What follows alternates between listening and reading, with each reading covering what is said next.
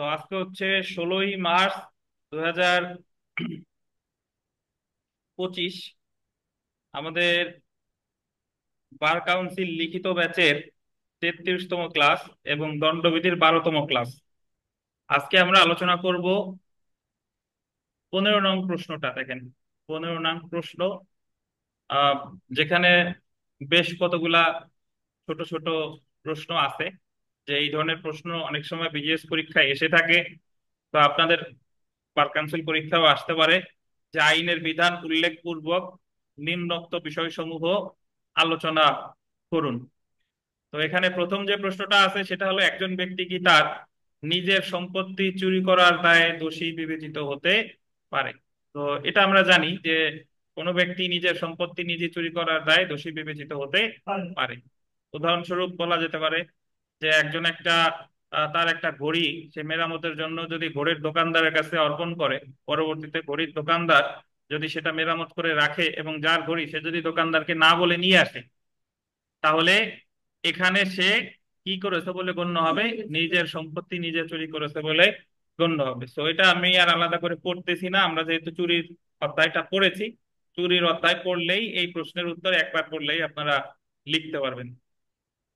তারপরে আছে 2 নাম্বার প্রশ্নে, যে একজন ব্যক্তি যে অপরাধের জন্য প্ররোচিত করেছিল সেই অপরাধ সংগঠিত না হলেও তাকে সেই অপরাধ সংগঠনের জন্য দণ্ডিত করা যায় কিনা? সেই অপরাধ সংগঠিত না হলেও সেই অপরাধ, মানে যে প্ররোচনার জন্য, অপরাধ সংগঠনের প্ররোচনার জন্য দণ্ডিত করা যায় কিনা, এটা আমরা জানি।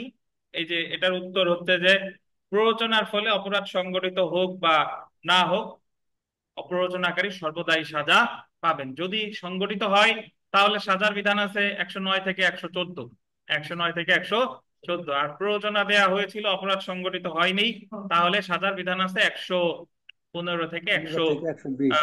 120 পর্যন্ত মেইনলি। বাট এখানে 115 থেকে 120 আমরা বললেও অ্যাকচুয়ালি হচ্ছে 115 আর 116 হচ্ছে যৌক্তিক উত্তর হয়। 115-তে বলেছে মৃত্যুদণ্ড এবং যাবজ্জীবন কারাদণ্ড প্রাপ্ত, মানে যোগ্য অপরাধ যদি সহায়তা করে এবং সেটা যদি সংগঠিত না হয় তাহলে প্ররোচনাকারী সাজা হতে পারে 7 বছর। আর সেটা তো সংগঠিত হয় নাই কিন্তু হালকা আঘাত দিয়েছে, তাহলে সাজা হতে পারে কত? 14 বছর। এটা আমরা 14 বছর। প্ররোচনা সংক্রান্ত অধ্যায়ে বিস্তারিত আলোচনা করছি, তো এক্ষেত্রে 115 আলাদা করে আলোচনা করলাম না।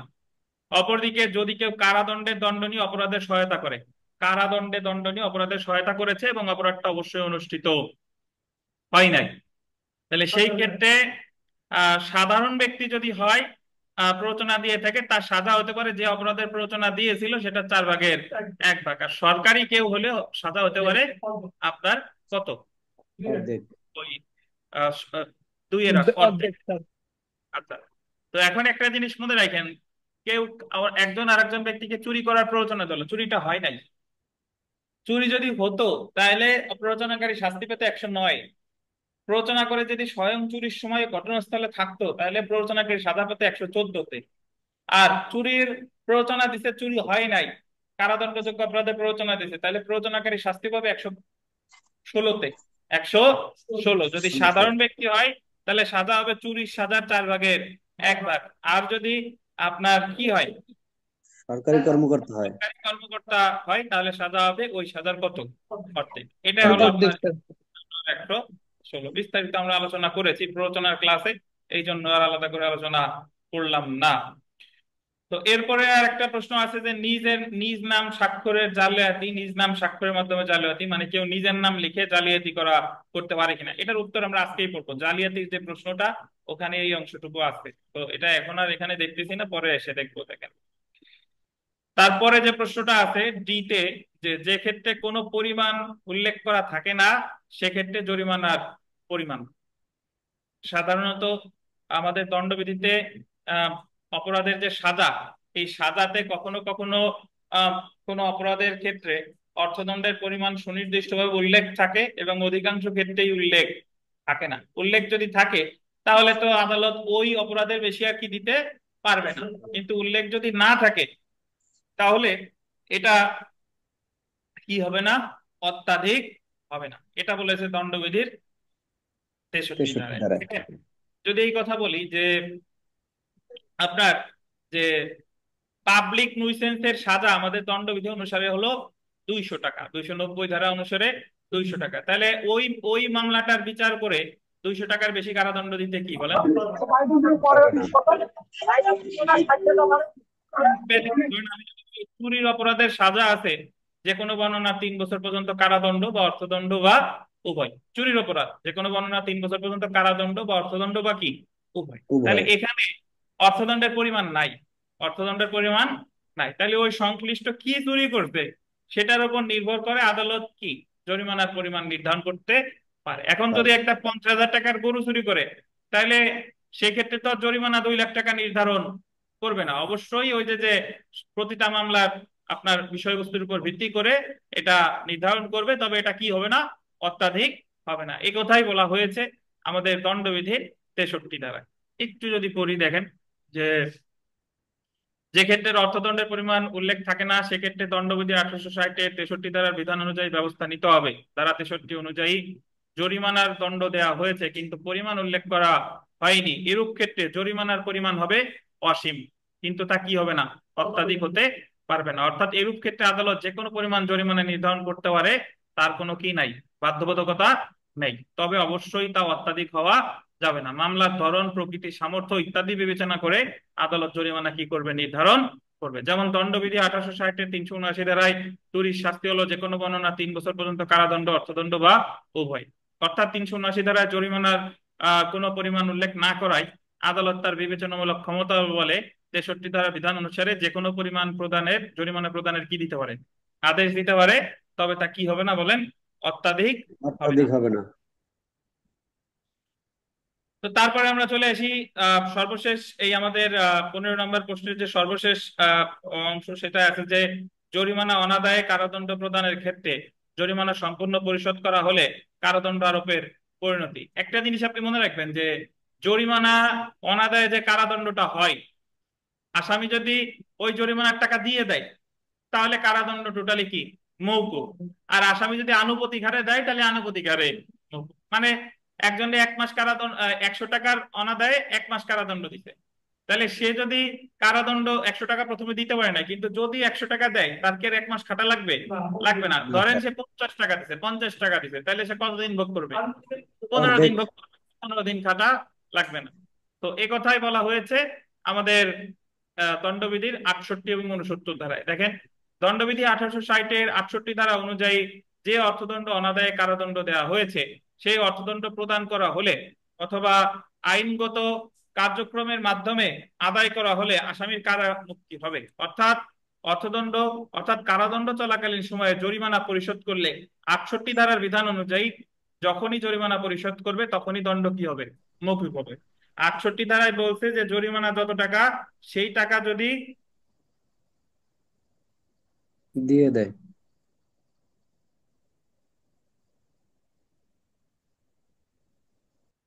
জরিমানার টাকাটা যদি পুরোপুরি দিয়ে দেয় তাহলে তার দণ্ড মওকুফ। আর যদি আনুপাতিক হারে দেয় তাহলে আনুপাতিক হারে মওকুফ।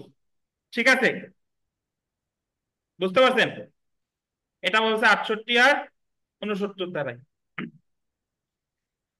আচ্ছা, তো তাহলে আহ আমরা এখানে ছোট ছোট কতগুলা প্রশ্ন করলাম।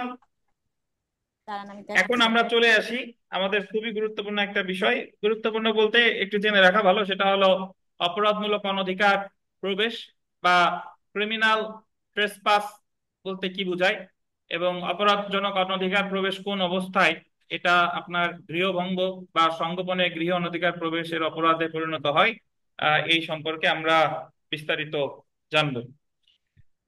তো যাই হোক, এখন আমরা একটু দেখি। দেখেন প্রথমে যে জিনিসটা আলোচনা করব সেটা হচ্ছে যে অনধিকার প্রবেশ আসলে কাকে বলে। অনধিকার প্রবেশ, অনধিকার প্রবেশের ইংরেজি হচ্ছে ট্রেস পাস, শুধু ট্রেস পাস। ধরেন, জি,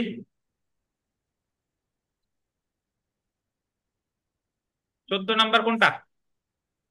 ওটা পড়ি নাই, কতদিন পড়ি নাই। ও ক্রিমিনাল ফোর্স, এটা পড়ি নাই না? আচ্ছা, তাহলে না আগে স্যার, 14 নম্বরে চলে আসি। 14 নাম্বার, জি,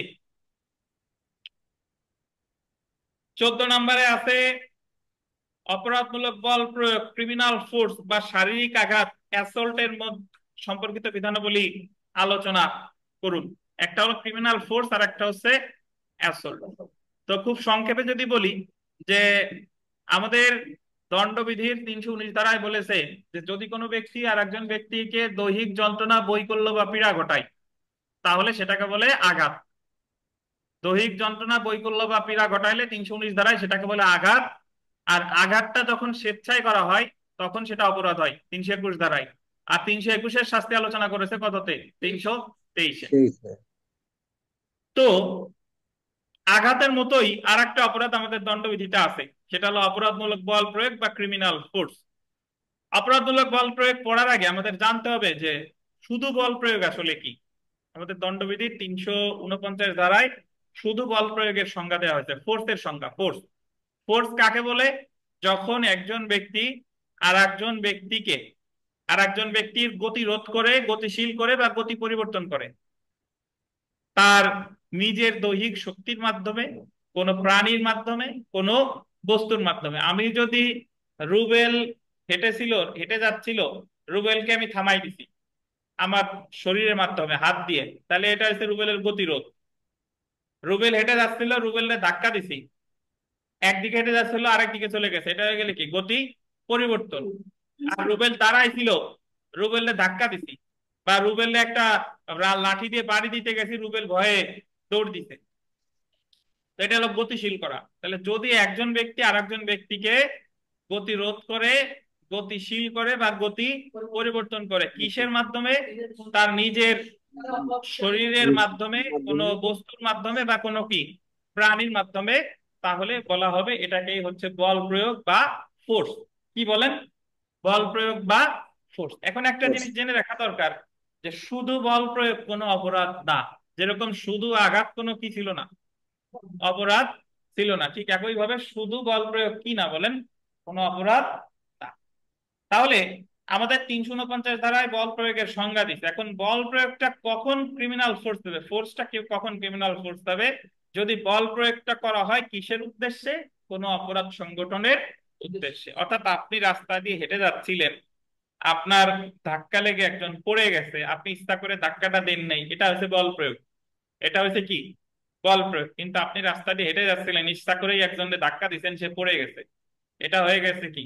অপরাধমূলক বল প্রয়োগ। অর্থাৎ যখন আপনার অভিপ্রায় খারাপ তখন বল প্রয়োগ হয়ে যাবে কি? অপরাধমূলক বল প্রয়োগ। আপনার বাসায় একটা কুকুর আছে, তো আপনি আপনার কুকুরকে লেলিয়ে দেন নাই, আপনার কুকুরে ওই একজন পথচারীকে তাড়া করছে, তাহলে আপনি প্রাণীর মাধ্যমে যে আপনার কুকুর আর একজনের তাড়া করছে, এটা কি হয়েছে? বল প্রয়োগ। বলেন তো এটা অপরাধমূলক বল প্রয়োগ হয়েছে কিনা?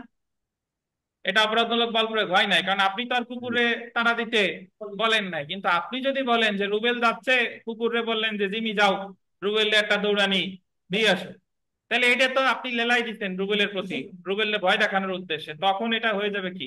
অপরাধমূলক বল প্রয়োগ। তো একটু যদি পড়ি দেখেন যে দণ্ডবিধি 1860-এর 349 ধারায় বল প্রয়োগের সংজ্ঞা এবং 350 ধারায় অপরাধমূলক বল প্রয়োগের সংজ্ঞা প্রদান করা হয়েছে। সাধারণ অর্থে বল প্রয়োগ হলো কোনো ব্যক্তির সম্মতি ব্যতীত বা কোনো ব্যক্তির ইচ্ছার বিরুদ্ধে, আন্ডারলাইন করবেন, তার গতি পরিবর্তন করা, গতিশীল করা বা গতিরোধ করাকে বোঝায়। গতি পরিবর্তন, গতিশীল বা কি? গতি রোধ। দণ্ডবিধি 1860-এর 349 ধারা অনুযায়ী গোল দিবেন। তিনটি উপায়ে বল প্রয়োগ হতে পারে। কয়টি উপায়ে? তিনটি। কি কি দেখেন? গতিশীল করে, গতি পরিবর্তন করে, আর কি? গতি রোধ করে। বল প্রয়োগ, অপরাধমূলক বল প্রয়োগ হতে পারে যখন কোনো ব্যক্তির সম্মতি ব্যতীত বা ইচ্ছার বিরুদ্ধে অপরাধ সংগঠন করতে বল প্রয়োগ করা হয়। অর্থাৎ প্রত্যেক অপরাধমূলক বল প্রয়োগের ক্ষেত্রে বল প্রয়োগ কি থাকতে হবে, কিন্তু প্রত্যেক বল প্রয়োগের উদ্দেশ্য অপরাধ সংগঠন নাও হতে পারে। বল প্রয়োগকে শাস্তিযোগ্য করা হয়নি, বরং অপরাধমূলক বল প্রয়োগকে কি করা হয়েছে? শাস্তিযোগ্য করা হয়েছে। অপরদিকে যখন অপরাধমূলক বল প্রয়োগের উদ্যোগ গ্রহণ করা হয় তখন তাকে আক্রমণ বা শারীরিক আঘাত বা অ্যাসল্ট বলে। এটা আমরা বিস্তারিত পরবর্তীতে পড়তেছি, আগে আমরা সরাসরি চলে আসি অপরাধমূলক বল প্রয়োগ। এখন যখন একজন ব্যক্তি আর একজন ব্যক্তির ভয় দেখানোর উদ্দেশ্যে আঘাত করছে, তার গতিশীল করছে, গতি রোধ করছে বা গতি পরিবর্তন করছে, তখন সেটা হয়ে গেছে কি? অপরাধমূলক বল প্রয়োগ। আর যখন অপরাধমূলক বল প্রয়োগের উদ্যোগ নেওয়া হয়, উদ্যোগ, তখন এটা বলে অ্যাসল্ট বা আক্রমণ। অ্যাসল্ট বা আক্রমণ। কিভাবে? উদ্যোগ নেওয়া বলতে কি বোঝায়? যে রুবেলে বললো যে রুবেল এখান থেকে যাও, নাইলে কিন্তু কুকুর, আমার কুকুর তোমার প্রতি তার মানে তোমারে লেলাই দিবে, তোমার কুকুর কিন্তু তোমার কামড়ে দিবে। তাহলে এই যে যে ভয় দেখানো হচ্ছে, কুকুর যদি কামড় দিয়ে দেয় বা তারা করে ফেলে তখন সেটা ক্রিমিনাল ফোর্স। কিন্তু এই যে যে ভয় দেখানো হচ্ছে এটাকে কি বলে? আক্রমণ বা অ্যাসল্ট। তো একটু পড়ি দেখেন, অপরাধমূলক বল প্রয়োগ দণ্ডবিধির 350 ধারায় অপরাধমূলক বল প্রয়োগের সংজ্ঞা দেওয়া হয়েছে। 350 ধারা অনুযায়ী যদি কোনো ব্যক্তি অপরাধ সংগঠনের উদ্দেশ্যে স্বেচ্ছায় অপর কোনো ব্যক্তির গতি রোধ করে, গতিশীল করে বা গতি পরিবর্তন করে, এবং উক্ত গতিরোধ, গতিশীল বা গতি পরিবর্তন তার কিসের মাধ্যমে, নিজের মাধ্যমে, কোনো বস্তুর মাধ্যমে বা কোনো প্রাণীর মাধ্যমে হয়, তাহলে অপরাধমূলক বল প্রয়োগ বা ক্রিমিনাল ফোর্স সংগঠন করেছে বলে কি হবে? গণ্য হবে। অপরাধমূলক বল প্রয়োগকে আন্ডারলাইন করবেন, ইংলিশ আইনে বলে ব্যাটারি। ইংলিশ আইনে কি বলে? ব্যাটারি। আমরা কতদিন পড়ছিলাম যে criminal breach of trust English আইনে কি বলে? এমবেজলমেন্ট। পারজুরি কাকে বলে? পারজুরি মিথ্যা সাক্ষ্যতা। মিথ্যা সাক্ষ্য দাও। এখন আমরা অপরাধমূলক বল প্রয়োগের উপাদান যদি আমরা দেখি, এখানে কোনো ব্যক্তি অবশ্যই স্বেচ্ছায় বল প্রয়োগ করবে, আর এমন বল প্রয়োগ উক্ত ব্যক্তির সম্মতি ব্যতীত করা হবে। তার কি সম্মতি ব্যতীত করা হবে? এমন বল প্রয়োগ করা হয় ক্ষতি, ভীতি প্রদর্শন বা কি অপরাধ সংগঠনের উদ্দেশ্যে। কি কি বলেন? ক্ষতি, ভীতি প্রদর্শন আর অপরাধ সংগঠনের উদ্দেশ্যে। আচ্ছা, তো তাহলে উদাহরণ যদি আমরা পড়ি, যে আলিম এমন ভাবে জামানের দিকে মুষ্টি পাকিয়ে জামানকে আঘাত করে যাতে জামান ভারসাম্য হারিয়ে রাস্তায় পড়ে যায়। আঘাত করছে এবং সে গতি রোধ হয়ে গেছে, এক্ষেত্রে আলিম অপরাধমূলক বল প্রয়োগ করেছে বলে কি হবে বলেন? গণ্য হবে। তাহলে রুবেল একটু বলেন তো, এই জায়গায় অপরাধমূলক বল প্রয়োগ হলো, এখানে কি আঘাত হয় নাই? রুবেল শুধু আঘাত, 323 হয় নাই? হবে যখন তারা শরীরে আঘাত হবে এবং গায়ে লাগবে, পড়ে যাবে, সেটাই তো মুষ্টি পাকায় তো আঘাত করছে, সে তো ঘুরে পড়ে গেছে, আর কিরম লাগাবে? গায়ে লাগছে। লাগছে। তা এখন অপরাধমূলক বল প্রয়োগ হবে নাকি আঘাত হবে রুবেল? মামলা কোন ধারায় হবে না শাস্তি কোন ধারায় হবে? এবং তোমরা কিন্তু 50 দিও আর পরে যাইয়ে কি চেঞ্জ করা যাবে? সেই আইডিয়া আপাতত বলছেন মানে কি? ব্যাপারটা এগুলো সে হাঁটিয়ে আসতেছে। হ্যাঁ সেই গতি পরিবর্তন হ্যাঁ, তাই মুশকিল ফেলায়। মামলা করবেন তো মানে 350 তো মামলা হয় না, মামলায় 352-তে, 323-এ করবেন না? আমানুর সাহেব কিসে করবেন?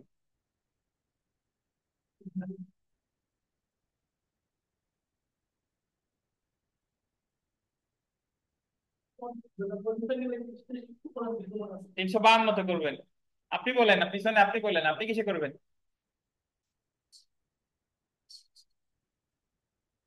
আচ্ছা, শাস্তি দেখে বললেন, কে দুই ধারায় করা যায় না?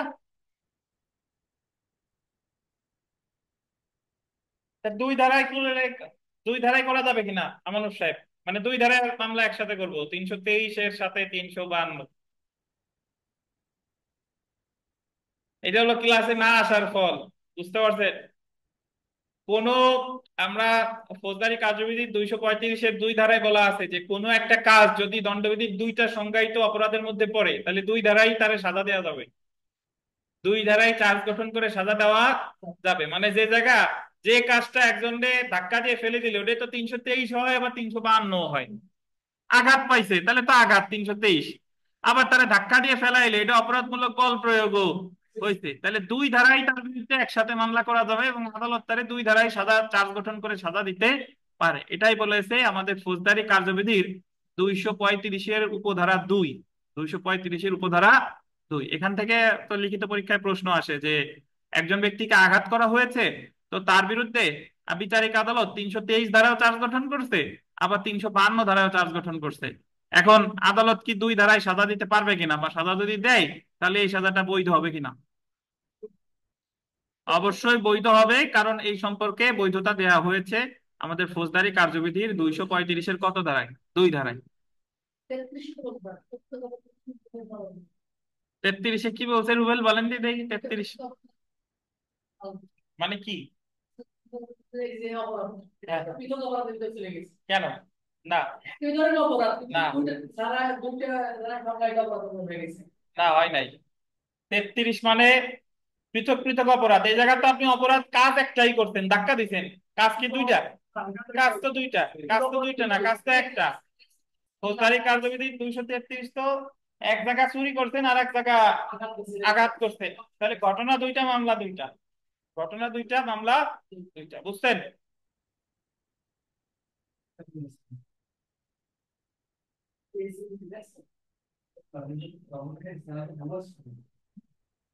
আচ্ছা দেখেন, আচ্ছা তাহলে এখন দেখেন যে উপাদানগুলো তো আমরা দেখলাম। উদাহরণ যদি দেখি, আলিম এমন ভাবে জামানের দিকে মুষ্টি পাকিয়ে জামানকে আঘাত করে যাতে জামান ভারসাম্য হারিয়ে রাস্তায় পড়ে যায়, আঘাত করে ফেলছে, ঠিক আছে, এক্ষেত্রে আলিম অপরাধমূলক বল প্রয়োগ করেছে বলে গণ্য হবে। এবং এখানে তো 300 মানে অপরাধমূলক বল প্রয়োগের সাথে সাথে যদি কেউ মনে করে এখানে আঘাতের অপরাধও কিন্তু সংঘটিত হয়েছে। আক্রমণ দেখেন, আক্রমণ বা অ্যাসল্ট।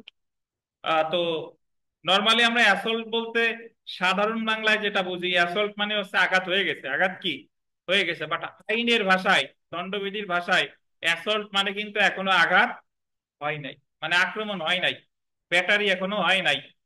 দণ্ডবিধির 351 ধারায় শারীরিক আঘাত বা আক্রমণের সংজ্ঞা দেওয়া হয়েছে, এটা একটু ভুল দেন, শারীরিক আঘাত। শারীরিক আঘাতের, অ্যাসল্টের আর একটা বাংলা হচ্ছে শারীরিক আঘাত।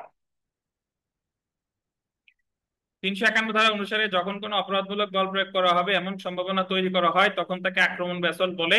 অর্থাৎ আক্রমণের ক্ষেত্রে বল প্রয়োগের, আন্ডারলাইন করবেন, সম্ভাবনা তৈরি করা হয়। কি তৈরি করা হয়? সম্ভাবনা তৈরি করা, একটু লাগাই দেন, সম্ভাবনা তৈরি করা হয়। আহ, কিন্তু প্রকৃতপক্ষে অপরাধমূলক বল প্রয়োগ কি বলেন, করা হয় না। যেমন আন্ডারলাইন করবেন, হুমকি দেওয়া, গুলি ভর্তি পিস্তল দেখানো ইত্যাদি কি হতে পারে, আক্রমণ হতে পারে। আগের উদাহরণটা যদি জামান মুষ্টি পাকায় আঘাত করে ফেলছে, যদি কেবল মুষ্টি পাকায় ভয় দেখাইছে, তাহলে সেটা হয়ে যেত কি, আক্রমণ। মানে ব্যাটারি অপরাধমূলক বল প্রয়োগ হওয়ার আগের যে পর্যায়টা, সেটারে বলে কি, অ্যাসল্ট বা আক্রমণ। আর একটা বাংলা দেখেন, শারীরিক আঘাত। সবাইরে কিন্তু মানে শারীরিক আঘাত আসলে লিখবেন কিন্তু ওই 323, কিন্তু এই শারীরিক আঘাত বলতে বোঝানো হচ্ছে কি, আক্রমণ বা assault। তো তাহলে দেখেন, যেমন হুমকি দেওয়া, গুলি ভর্তি পিস্তল দেখানো ইত্যাদি আক্রমণ হতে পারে। তবে শুধুমাত্র আন্ডারলাইন করবেন, এটা গুরুত্বপূর্ণ, মুখের কথা আক্রমণ বলে গণ্য হবে না। শুধুমাত্র মুখ দিয়ে ঝাড়ি দিলে হবে না, ওই মুখের ঝাড়ির সাথে সাথে কি লাগবে, অঙ্গভঙ্গি লাগবে। অর্থাৎ 351 ধারায় খালি মুখ দিয়ে শুয়ে শুয়ে যদি বলেন হবে না, নাইসে কুইসে হুমকি দেওয়া লাগবে যে দিবানি কিন্তু। আচ্ছা, তাহলে অর্থাৎ 351 ধারায় দুইটি উপায় অপরাধমূলক বল প্রয়োগের সম্ভাবনা তৈরি করা হলে তা আক্রমণ হবে। এক হচ্ছে আন্ডারলাইন করেন, সদিচ্ছা ব্যাপক ভঙ্গি বা কাজ করা, জেস্টার। আর একটা হলো প্রস্তুতি বা প্রিপারেশন। তাহলে উপাদান যদি আসি, আক্রমণ সংগঠনে গোল দিবেন, দুইটি উপাদান বিদ্যমান থাকবে। প্রথম যেটা, আক্রমণের ক্ষেত্রে অপরাধমূলক বল প্রয়োগের সম্ভাবনা কি হয়, সৃষ্টি হয়, আর প্রকৃতপক্ষে অপরাধমূলক বল প্রয়োগ করা হয় না। যদি কুকুর দিয়ে ভয় দেখায়, এটা হবে আক্রমণ। আর কুকুর যদি তাড়া করে ফেলে, তখন এটা হয়ে যাবে কি, অপরাধমূলক বল প্রয়োগ। যদি আপনি বলেন একজন ব্যক্তি নৌকায় আছে, নৌকার যে বাঁধন খুলে আপনি ছেড়ে দিয়েছেন, নৌকাটা ভিতরে একজন যাত্রী আছে, ভয় দেখানোর উদ্দেশ্যে ছেড়ে দিয়েছেন, নৌকা নদীর মাঝখানে চলে গেছে, এটা হয়ে গেছে ক্রিমিনাল ফোর্স। আর মাত্র খোলার ভয় দেখাইছেন যে নৌকা কিন্তু খুলে দিব, তাহলে এটারে কি বলে, অ্যাসল্ট বা আক্রমণ বা শারীরিক আঘাত। প্রকৃতপক্ষে যদিও শারীরিক আঘাত কিন্তু করে নাই, কিন্তু নাম কি, শারীরিক আঘাত।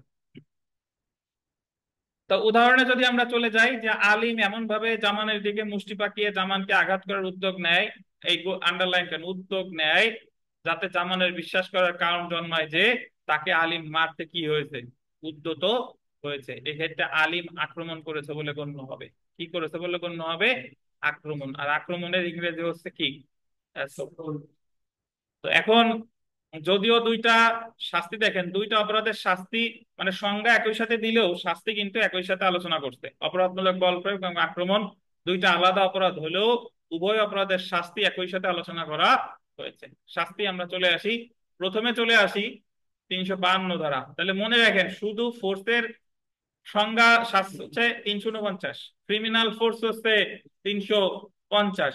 আক্রমণ হচ্ছে 351, আর আক্রমণ আর ক্রিমিনাল ফোর্স এই দুইটার সাজা আলোচনা করছে 352। দেখেন 352 ধারা অনুযায়ী আন্ডারলাইন করবেন, গুরুতর উত্তেজনা ব্যতীত, গুরুতর উত্তেজনা ব্যতীত আক্রমণ বা অপরাধমূলক বল প্রয়োগের শাস্তি হলো যে কোনো বর্ণনার কারাবাস, যা কত 3 মাস পর্যন্ত হতে পারে, বা অর্থদণ্ড যার পরিমাণ কত 500 টাকা পর্যন্ত হতে পারে, বা উভয় দণ্ডে দণ্ডিত হতে পারে। তাহলে আক্রমণ বা অপরাধমূলক বল প্রয়োগের যে সাজা সেটা হলো 3 মাস, বা কত 500 টাকা, বা উভয়। এটা হলো যদি আপনি একেবারেই মানে পূর্ব পরিকল্পনা করে কাজটা করেন, আপনার কোনো উত্তেজনা ছিল না।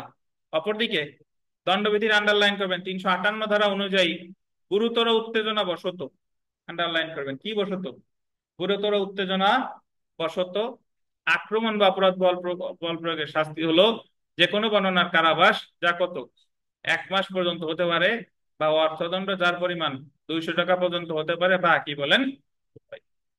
তাহলে আমরা দণ্ডবিধিতে যে যতগুলা ধারা আমরা পড়েছি, অপরাধ করেছি, আপনার এতটুকু ধারণা হওয়া উচিত যে যখন কোনো কাজ আপনি উত্তেজনা নিয়ে করেন তখন সাজার পরিমাণ কম, আর যখন কোনো কাজ আপনি প্রি প্ল্যান অনুযায়ী করেন, মেনসরিয়া নিয়ে করেন, তখন তার সাজার পরিমাণ বেশি। কারণ আপনি জানেন যে কোনো ব্যক্তিকে যদি আকস্মিক উত্তেজিত হয়ে হত্যা করা হয় সেটা কিন্তু খুন হয় না, সেটা নিন্দনীয় নরহত্যা। আর কারো যদি পূর্ব পরিকল্পনা অনুসারে হত্যা করা হয় সেটার নাম কি, খুন। তো এখানে ধারা 353টা একটু দেখেন। দণ্ডবিধির 353 ধারা অনুসারে আন্ডারলাইন করবেন, সরকারি কর্মচারীকে তার কর্তব্য পালনে বাধা দানের জন্য আক্রমণ বা অপরাধমূলক বল প্রয়োগের শাস্তি হলো যে কোনো বর্ণনার কারাবাস, যা কত 3 বছর পর্যন্ত হতে পারে, অর্থদণ্ড বা উভয় দণ্ডে দণ্ডিত হবে। এই ধারাটা 300 কত কত ধারার মতো বলেন তো, যে আঘাত, আঘাতের ক্ষেত্রে পড়ছিলাম সরকারি কর্মকর্তাকে 332 33, 332 আর 33। 332-এ বলছিল যে সরকারি কর্মকর্তাকে তার দায়িত্ব থেকে বিরত রাখার উদ্দেশ্যে আঘাত, সাজা 3 বছর। আর সরকারি কর্মকর্তাকে তার দায়িত্ব থেকে বিরত রাখার উদ্দেশ্যে গুরুতর আঘাত, সাজা ছিল 10 বছর, সাজা 10 বছর। তো এটা আঘাত বা গুরুতর আঘাত না, এটা হচ্ছে অ্যাসল্ট আর ক্রিমিনাল ফোর্স যদি করা হয় কোনো সরকারি কর্মকর্তাকে, তাহলে সাজা হতে পারে কত বলেন, 3 বছর। 354 ধারাটা দেখেন, 354 ধারা অনুসারে কোন স্ত্রীলোকের শালীনতা নষ্টের উদ্দেশ্যে আক্রমণ বা অপরাধমূলক বল প্রয়োগের শাস্তি হলো কোন স্ত্রীলোকের শালীনতা নষ্টের উদ্দেশ্যে। বইতে উদাহরণ আছে এরকম যে একজন ব্যক্তি একজন মহিলার মুখে নেকআপ টেনে খুলে ফেলছে তার শালীনতা নষ্টের উদ্দেশ্যে, তাহলে সে অপরাধ করছে কত ধারায়, এই 354 ধারায়, এবং যে কোনো বর্ণনার কারাবাস যা 2 বছর পর্যন্ত হতে পারে, অর্থদণ্ড বা। এখন আমাদের দণ্ডবিধিতে এই মহিলাদের শালীনতা বা নারীর শালীনতা রিলেটেড 3টা ধারা আছে। 354-তে হলো শালীনতা নষ্টের উদ্দেশ্যে অপরাধমূলক বল প্রয়োগ করেছে অথবা কি আক্রমণ। 509 আছে ইপটিজিং, 509 আছে কি ইপটিজিং, যে জায়গা বলা আছে যে মানে বাজে অঙ্গভঙ্গি করছেন আর কি, বাজে অঙ্গভঙ্গি করছেন মহিলাদের শালীনতা নষ্টের উদ্দেশ্যে, সেটা হলো ইপটিজিং, সাজা আছে 1 বছর বিনাশ্রম, 1 বছর বিনাশ্রম। আর একটা ধারা আছে 506-এর দ্বিতীয় ভাগ, 506-এর দ্বিতীয় ভাগ, যে জায়গায় বলা হয়েছে যদি স্ত্রীলোকের সতীত্ব নষ্টের দুর্নামের ভয় দেখায়, সতীত্ব নষ্টের দুর্নামের ভয় দেখায়, তাহলে সাজা হইতে পারে যে কোনো বর্ণনার 7 বছর, যে কোনো বর্ণনার 7 বছর। তাহলে শালীনতা নষ্টের উদ্দেশ্যে আক্রমণ বা অপরাধমূলক বল প্রয়োগ 354-তে 2 বছর, ইপটিজিং 509-এ 1 বছর বিনাশ্রম। অপরদিকে আপনার 506-এর যে ক্লজ 2 বা দ্বিতীয় ভাগ, সেখানে বলা হয়েছে যদি স্ত্রীলোকের শালীনতা নষ্টের দুর্নামের ভয় দেখায় তাহলে সাজা কত, 7 বছর। বুঝছেন? এখন আমরা এতক্ষণ এই জায়গা থেকে যা পড়লাম, এই জায়গা থেকে মেইনলি যে প্রশ্ন আসতে পারে সেটা আসতে পারে যে অ্যাসল্ট অ্যান্ড ক্রিমিনাল ফোর্সের মধ্যে পার্থক্য লিখুন, এই প্রশ্ন আসারই সবচেয়ে বেশি সম্ভাবনা। অথবা আসতে পারে কোনো সমস্যামূলক প্রশ্ন, যে এই জায়গায় কি হয়েছে, সর্বোচ্চ সাজা কি বা কি সাজা হতে পারে, এইটাই ছাড়া আর আসার কোনো সম্ভাবনা নাই। তাহলে আমরা যদি এখানে পার্থক্যগত দেখি, পার্থক্য মোটামুটি আমরা সবাই জানি যে সংজ্ঞাগত হয়, ধারাগত হয়। সংজ্ঞাগত এটার সংজ্ঞা এত ধারা, এটার সংজ্ঞা এত ধারা, ধারাগত এটার সংজ্ঞা এত ধারা, এটার সংজ্ঞা এত ধারা, একটির ক্ষেত্রে অন্যটি। মানে হলো আপনার ক্রিমিনাল ফোর্সের মধ্যে অ্যাসল্ট থাকে, কিন্তু অ্যাসল্টের মধ্যে ক্রিমিনাল ফোর্স থাকে না। ইংরেজি প্রতিশব্দ, এটারও ইংরেজিতে বলে ক্রিমিনাল ফোর্স, এটার ইংরেজিতে বলে অ্যাসল্ট। শাস্তি, শাস্তির পার্থক্যটা অ্যাকচুয়ালি হয় না। শাস্তির পার্থক্য এটার ক্ষেত্রে কি হয় না, কারণ শাস্তি তো দুইটা একই। উপাদানগত পার্থক্য হয়, অপরাধের পরিধি, আর উদাহরণ হয় ইংলিশ আইনে কি বলে, ইংলিশ আইনে ওটার বলে ব্যাটারি, আর ইংলিশ আইনে এটারে বলে কি, কিছু বলে না। ইংলিশ আইনে আলাদা কোনো নাম নাই। তো আমরা এখানে একটা প্রশ্ন করি যে এ এমন ভাবে জেড এর দিকে মুষ্টি পাকায় যাতে জেড এর বিশ্বাস করার কারণ জন্মে যে এ তাকে মারতে উদ্যত হয়েছে। এ কোন অপরাধ করেছে, কি বলেন তো, কি করছে? ক্রিমিনাল ফোর্স নাকি অ্যাসল্ট? ক্রিমিনাল ফোর্স নাকি অ্যাসল্ট? উদ্যত হয়েছে মানে এখনো কি মারছে তারে? মারলে হয়ে যেত ক্রিমিনাল ফোর্স, উদ্যত হয়েছে এটা হবে কি? এই রুবেল বলেন, রুবেল, বলপূর্বক গ্রহণ আর অপরাধমূলক বল প্রয়োগ এক জিনিস কিনা? আর অপরাধমূলক বল প্রয়োগ না, আলাদা? কিভাবে আলাদা বলেন, ব্যাখ্যা দেন। বলপূর্বক গ্রহণ আর অপরাধমূলক বল প্রয়োগ। বলপূর্বক গ্রহণটা হচ্ছে যে বলপূর্বক গ্রহণ অর্থাৎ এখানে কয়েকটা ভাবে গ্রহণ করা যায়। তাৎক্ষণিক নিয়ে যাওয়া যায় বা দূরবর্তী ভয় দেখিয়ে গ্রহণ করা যায়। তাৎক্ষণিক নিয়ে যায় যায় মানে কিভাবে? মানে মৃত্যু ভয় দেখায় তাৎক্ষণিক ভাবে, তো এটা বিভিন্ন থাকতে পারে অবশ্যই বলপূর্বক গ্রহণ। সেটা কিভাবে বলেন? তাৎক্ষণিক ভয় দেখালে কি বলপূর্বক গ্রহণ হয় কিনা? বলপূর্বক গ্রহণের আর এক নাম কি বলেন তো? আদালত চাঁদাবাজি আর দস্যুতার ভিতর পার্থক্য কি? তাৎক্ষণিক মানে উপস্থিত হইয়া সরকারি উপস্থিত হয়ে যদি কিছু গ্রহণ করা হয়, এটা হচ্ছে যে চাঁদাবাজি মানে দস্যুতা করবে। আর চাঁদাবাজিটা হচ্ছে দূরবর্তী ভয় দেখিয়ে, এটা আমি গ্রহণ করবো না, যে আমাকে বিল্ডিং এর কাজটা করতে গেলে আমার এই 5 লাখ টাকা দেওয়া লাগবে। আপনি প্রথম যেটা বললেন যে তাৎক্ষণিক ভাবে নিয়ে আইছে, ওটা কি বলপূর্বক গ্রহণ হয়? তাৎক্ষণিক ভয় দেখালে হয়ে যায় আপনার দস্যুতা বা ছিনতাই। দস্যুতা বা ছিনতাই। আর ভয়টা যখন দূরবর্তী, ক্ষতির ভয়, মৃত্যুর ভয়, বলছে যে আমার এত টাকা না দিলে তোমার নামে কুৎসা রটাবো, বা এত টাকা না দিলে তোমার বাচ্চারে কিডন্যাপ করে নিয়ে যাবো, এখনো নেয় নাই, তখন এই জিনিসটার বলে বলপূর্বক গ্রহণ বা চাঁদাবাজি। তাহলে বলপূর্বক গ্রহণ হচ্ছে 383 তারে সংজ্ঞা দিছে, শাস্তি দিছে 384-তে। আর অপরাধমূলক বল প্রয়োগ, এটা কিন্তু অ্যাকচুয়ালি হচ্ছে ক্রিমিনাল ফোর্স, আর সংজ্ঞা হচ্ছে 350, শাস্তি হচ্ছে কত? 305। তো লক্ষ্য রাখেন, মানে বলপূর্বক গ্রহণ আর অপরাধমূলক বল প্রয়োগ প্রকৃতপক্ষে কিন্তু এক জিনিস না। কোনটাই গ্রহণ করছে করে নাই বলেন?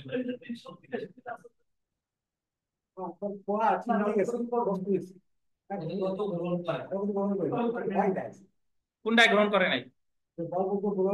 হ্যাঁ। আর আর অপরাধমূলক বল প্রয়োগে কিসের ভয় দেখাইছে? সম্পত্তি নেওয়া। শুনেন, দুইটার সাথে কোনো মিলই নাই। প্রথমত, বলপূর্বক গ্রহণ হলো সম্পত্তি রিলেটেড, চাঁদাবাজি কি রিলেটেড? সম্পত্তি রিলেটেড। কিন্তু অপরাধমূলক বল প্রয়োগ কিন্তু সম্পত্তি রিলেটেড না। সম্পত্তি রিলেটেড না। অপরাধমূলক বল প্রয়োগ হলো এমনি তারে ঠেলা দিছে, ধাক্কা দিছে, মারছে, টাকা পয়সা নেওয়ার জন্য না। টাকা পয়সা নেওয়ার জন্য যদি ধাক্কা দেন, বলপূর্বক ইয়া করেন, তাহলে তো ওই চাঁদাবাজি হবে না, দস্যুতা হয়ে যাবে। বুঝতে পারছেন? তো একটা হলো মানব দেহ সম্পর্কিত, আর একটা হলো সম্পত্তি সম্পর্কিত। এখন আমরা 16 নম্বর প্রশ্নে চলে আসি। 16 নম্বর প্রশ্ন,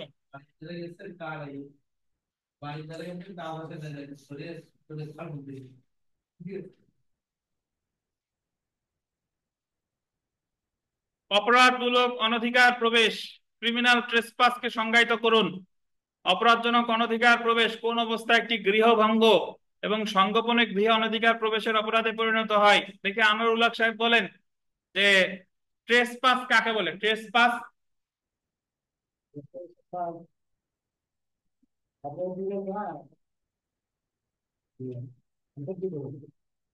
সম্পত্তি গ্রহণ। মনে যা আসে বলেন, দেখেন না, মনে যা আসে তাই বলেন। ট্রেসপাস কারে বলে? আমরা ট্রেসপাস শুনি না যে অমুক ট্রেসপাস করছে, কয় যে ট্রেসপাস শব্দের অর্থ কি?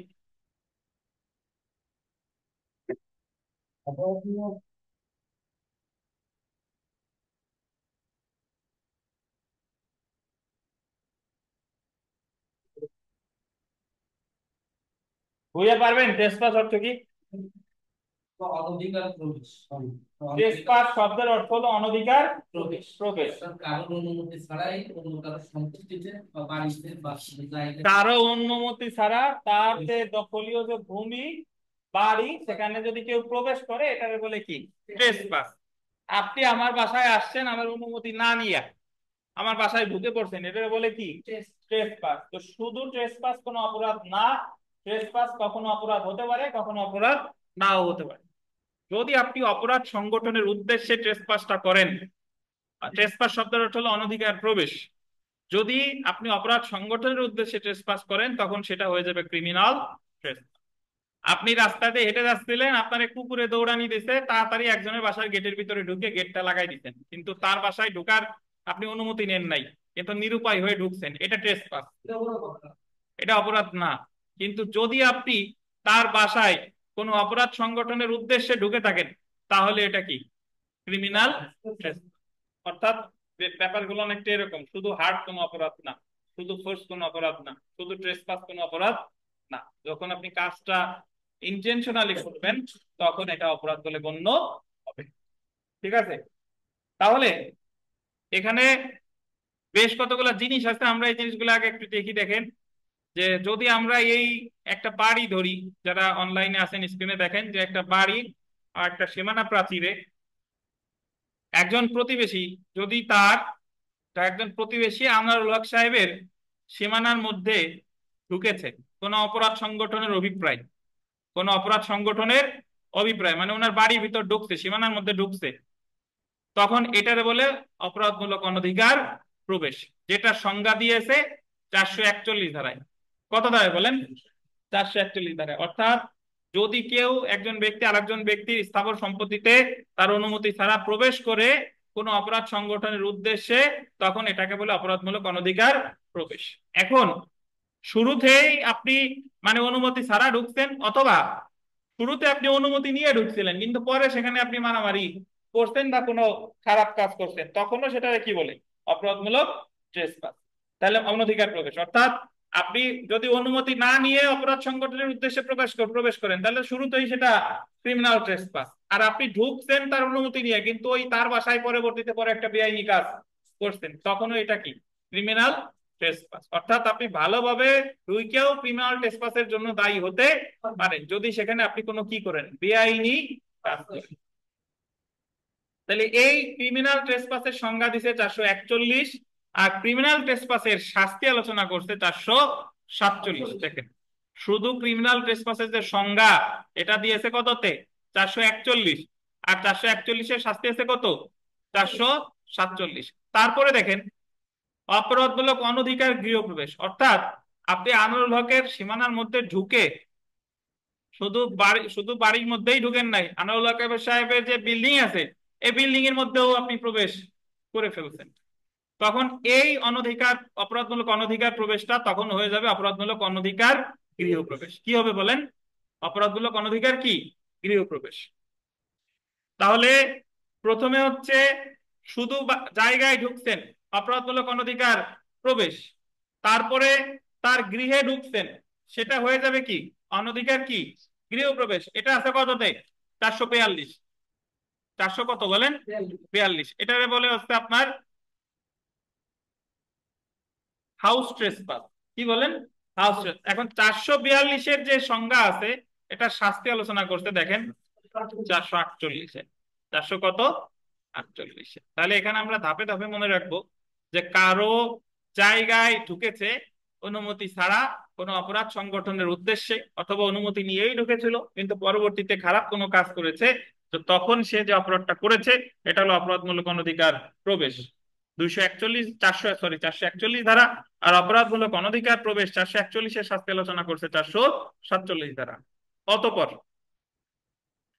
যখন অপরাধমূলক অনধিকার প্রবেশটা কোনো গৃহে হবে, কোনো ঘরের মধ্যে হবে, তখন অপরাধমূলক অনধিকার প্রবেশটা কি হয়ে যাবে?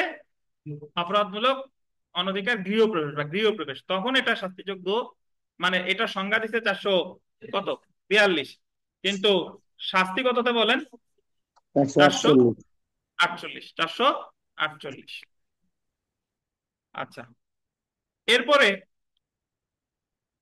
যখন আপনি ওই গৃহে প্রবেশ করেছিলেন কিন্তু গোপনে, গৃহে প্রবেশ কি বলেন করেছিলেন কিন্তু জিনিসটা কি গোপনে, তখন এটাকে বলবে সংগোপনে অনধিকার গৃহে প্রবেশ। অপরাধমূলক অনধিকার এ জায়গা গৃহপ্রবেশ হবে। অপরাধ সংগোপনে অপরাধমূলক অনধিকার কি? গৃহপ্রবেশ। তাহলে এখানে আপনি মনে রাখতে হবে, যদি আপনি সংগোপনে গোপনে গৃহের মধ্যে ঢোকেন, তখন সেটা 442 থেকে চলে আসবে কত? 443। শুধু জায়গায় ঢুকছিলেন 441, ঘরে ঢুকছেন 442, জায়গায় ঢুকছেন গোপনে কত? 443। সংগোপনে অনধিকার গৃহপ্রবেশ। 443-এর সাথে আমরা পরে আসতেছি। রাতে সংগোপনে অপরাধমূলক অনধিকার প্রবেশ, মানে সংগোপনে গৃহে ঢুকছেন কিন্তু কখন? রাতের বেলা। তাহলে সেটাকে বলে সংগোপনে অনধিকার, রাতের বেলায় সংগোপনে অনধিকার গৃহপ্রবেশ। এটা কত? 444। তাহলে আবার আসি, সুদূর জায়গায় ঢুকছেন অপরাধমূলক অনধিকার প্রবেশ 441, গৃহে ঢুকছেন 442, গৃহে ঢুকছেন গোপনে কত? 443। গৃহে ঢুকছেন 443। গোপনে আবার রাতের বেলায় কত? 400। 444। এতক্ষণ পর্যন্ত যে জিনিসগুলো আপনি করছেন, এইগুলো আপনি কোনো অপথে করেন নাই। দ্যাট মিনস ঘরের যে দরজা দিয়ে ঢুকে সেই জায়গাটাই ঢুকছেন কিন্তু গোপনে, সেই জায়গাটাই ঢুকছেন কিন্তু রাতের বেলায়। এখন চলে আসবে ভাঙ্গা ভাঙ্গি। অপথে অনধিকার গৃহপ্রবেশ আছে কততে? 445। ইংরেজিতে বলে হাউস ব্রেকিং। কি বলেন? House breaking. হাউস ব্রেকিং অর্থ হলো আপনি ঘরের দরজা জানালা ভেঙে ঢুকছেন, অথবা দরজা শীত কেটে ঢুকছেন, অথবা বাংলা সিনেমার মতো শাড়ি বেয়ে উঠছেন, অথবা আপনি বাড়ির যে পাইপ আছে পাইপ বেয়ে উঠছেন, নারকেল গাছ বেয়ে উঠছেন। মোটামুটি আপনি যদি আহ, যে পথে যাবার কথা সেখান দিয়ে না গিয়ে যদি অন্য কোনো পথে প্রবেশ করেন, সেটাকে বলে কি? অপথে গৃহপ্রবেশ। কত ধারায়? সংজ্ঞা কত ধারায়? 445 ধারায়। এখন 45। আমরা বিস্তারিত আলোচনা করবো যে অপথে গৃহপ্রবেশ 6টি উপায় হতে পারে। ইভেন একজন লোক ধরেন আনন্দুল হক সাহেব এই জায়গায় আমাদের কাছে পড়তে আসছেন, উনি ওনার বাসার চাবি ভুলে ভুলে রেখে গেছে। এখন আমরা যদি কেউ গিয়ে ওনার চাবি পেয়ে ওনার বাসায় ঢুকি, তবু এটা অপথে গৃহপ্রবেশ বলে গণ্য হবে। অথবা ওনার চাবি যদি আমরা ডুপ্লিকেট একটা তৈরি করে ঢুকি, এটাও অপথে গৃহপ্রবেশ বলে কি গণ্য হবে। তাহলে শুধু জায়গায় প্রবেশ করতে অনধিকার অপরাধমূলক অনধিকার প্রবেশ 441, জায়গায় ঢুকে ঘরে ঢুকছে অপরাধমূলক অনধিকার গৃহপ্রবেশ 442, ঘরে ঢুকছে গোপনে সংগোপনে অনধিকার গৃহপ্রবেশ 443, ঘরে ঢুকছে গোপনে রাতের বেলায়, রাতের বেলায় সংগোপনে অনধিকার গৃহপ্রবেশ কত? 444।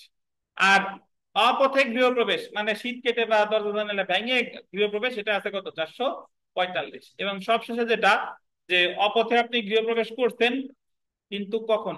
রাতের বেলা। তো তাহলে এটা আছে কত? 443। তাহলে আপনি অপথে গৃহপ্রবেশ করেছেন রাতের বেলায়, তাহলে হবে 443। এখন এখানে একটা জিনিস দেখেন, যে আমরা প্রথমে যে 441-এর শাস্তি বলেছিল 447, 442-এর শাস্তি বলেছিল কত? 448। কিন্তু পরে দেখেন 443 আর 45 মানে দুই বেজোড়। দুই কি বেজোড়? 443 আর 445 দুই বেজোড় বা দুই আপনার সংগোপনে, দুই বেজোড় বা কি দুই সংগোপনে। এটা হচ্ছে আপনার 453-তে সাজা। 443 প্লাস 445 এই দুইটা ধারার সাজা কততে? 453-তে। 453। দুই তোর মানে হলো দুই রাতের বেলা, দুই রাতের বেলার সাজা একসাথে। সংগোপনে রাতের বেলা গৃহপ্রবেশ, আর একটা হলো রাতের বেলা অপথে গৃহপ্রবেশ 444 আর 446, দুই রাতের বেলা শাস্তি বলছে কততে? 453-তে। তাহলে 441-এর সাজা 447, 442-এর সাজা 448, আর 443 প্লাস 445 মানে দুই সংগোপনের সাজা 400 কততে? 53। আর দুই রাতের বেলা, দ্যাট মিনস 444 আর 446, এই দুইটার সাজা আছে কততে? 456-তে। এই হলো একটা আলোচনা করলাম। এখন যদি আমরা পড়ি ইনশাল্লাহ ইজিলি বুঝতে পারবো। দেখেন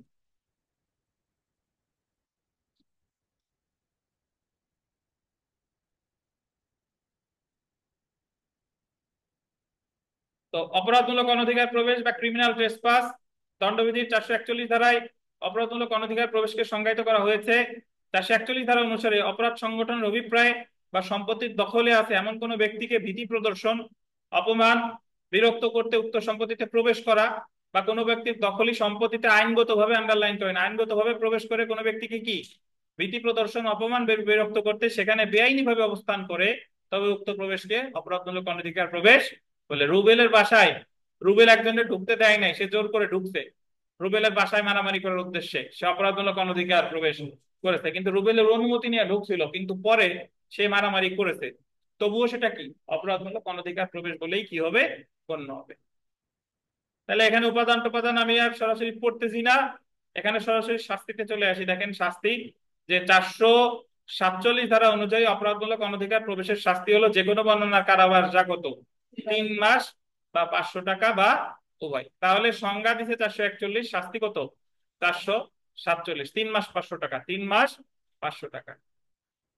এখন আমরা দেখি যে অপরাধমূলক অনধিকার প্রবেশ কখন অনধিকার গৃহ প্রবেশ হয়, কখন হয়, যখন গৃহে প্রবেশ করে তখন তো অপরাধমূলক অনধিকার কি হয়ে যায়, গৃহ প্রবেশ।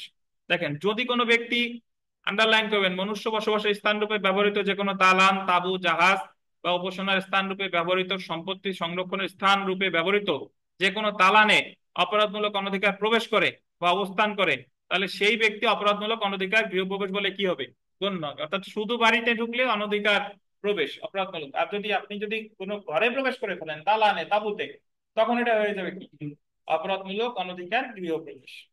উপাদান নাই পড়লাম। 442-এর শাস্তি আলোচনা করতে কততে, 448-এ দেখেন 448 ধারা অনুযায়ী যে কোনো বর্ণনার কারাদণ্ড, যা কত 1 বছর পর্যন্ত হতে পারে বা 1000 টাকা বাকি উভয়।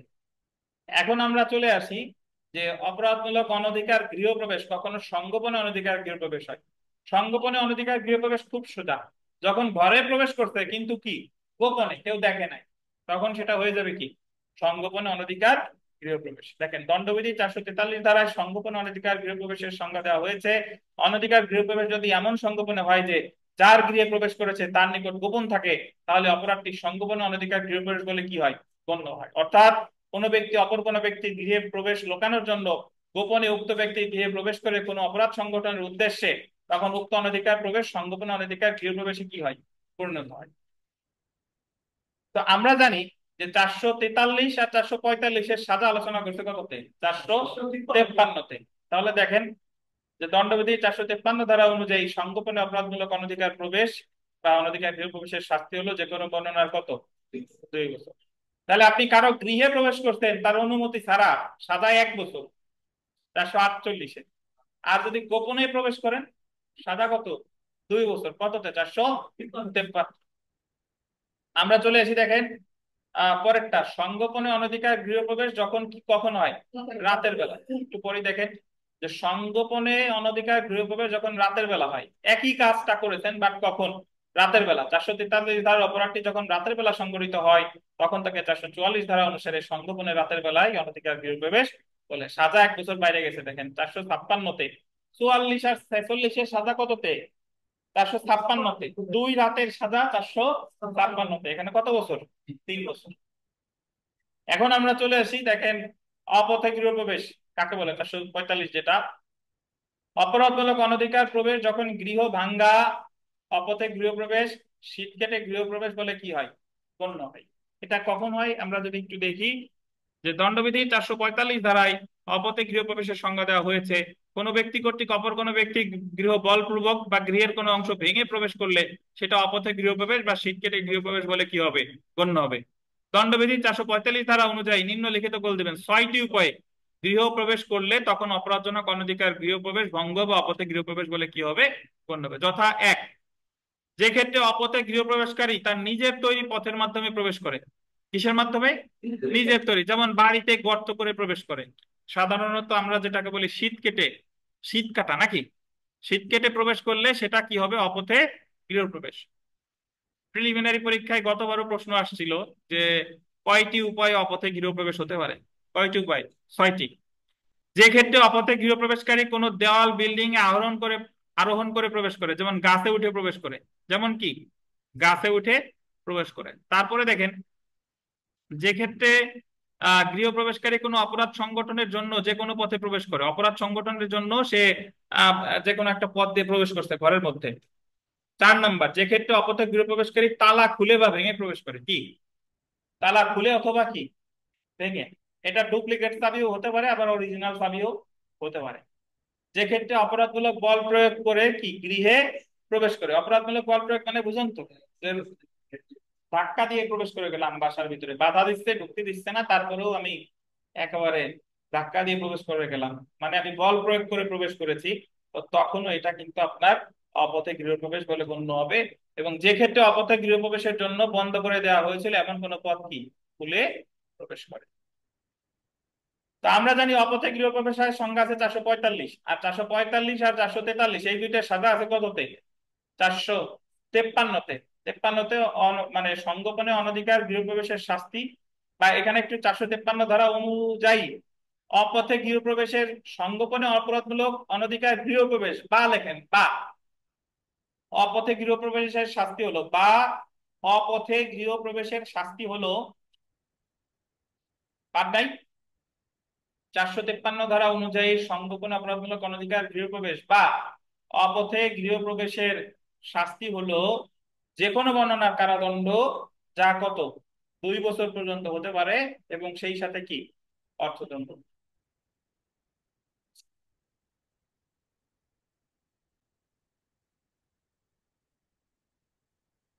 সবশেষে যেটা আছে দেখেন, রাতের বেলায় অপথে গৃহপ্রবেশ, কখন? রাতের বেলায়। 446 ধারা অনুসারে রাতের বেলা অপথে গৃহপ্রবেশ করা হলে, রাতের বেলা যে শীত কেটে চুরি করে, এটা সংজ্ঞায়িত 446, আর শাস্তি কততে? 456। 456 ধারা অনুযায়ী কোনো ব্যক্তি যখন রাতের বেলায় সংগোপনে অপরাধমূলক অনধিকার প্রবেশ করে বা রাতের বেলায় অপথে গৃহপ্রবেশ করে, তার শাস্তি হলো যে কোনো বর্ণনার কারাদণ্ড, যা কত 3 বছর পর্যন্ত হতে পারে, এবং সেই সাথে কি অর্থদণ্ড। তাহলে রুবেল পারবেন বলতে সিরিয়ালি কোনটা অনধিকার গৃহপ্রবেশ, কোনটা অপথে গৃহপ্রবেশ, কোনটা অপরাধমূলক অনধিকার প্রবেশ? 441 থেকে 46 জাস্ট আপনি মাথায় নাই? ভুইয়া মাথায় আছে? বলেন কি? স্যার, অপরাধমূলক অনধিকার প্রবেশ এটা ওরা সংজ্ঞায়িত করতে 441। জি। আর এই অপরাধমূলক অনধিকার প্রবেশটা যখন কোনো গৃহে করবে তখন সেটা সংজ্ঞায়িত করতে 442। 42। গৃহ বলতে এখানে কোনো বসবাসের স্থান হতে পারে, তাঁবু হতে পারে, এগুলো হচ্ছে তারপরে গৃহ প্রবেশ।